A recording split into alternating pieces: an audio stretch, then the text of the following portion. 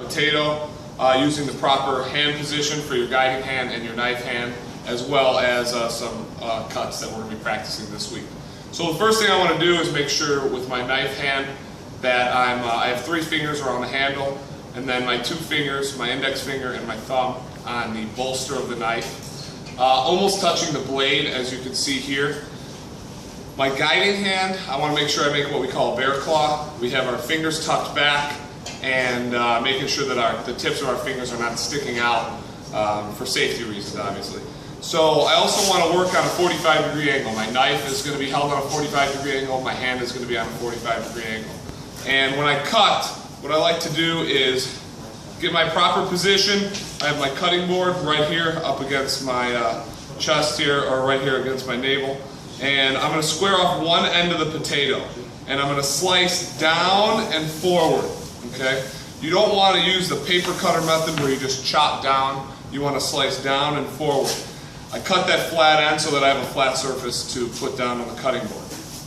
Then what I like to do is I'll square off the ends. And if you notice my hand position, I keep those fingers tucked back.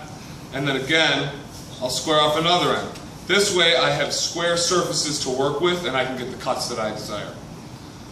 Next thing I'm going to do is cut a few julienne and bâtonnet cuts here.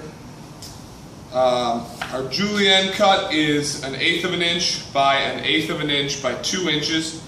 And so I'm going to first start with 1/8 of an inch slice and cut another 1/8 of an inch there. And you want to try to make sure you stay consistent on your cuts. What we have here is a practice board that we're going to be using this week, and I'll take my cuts. Now this is probably a little bit longer than it needs to be, but I'll take my cuts and I'll compare it to this practice board here.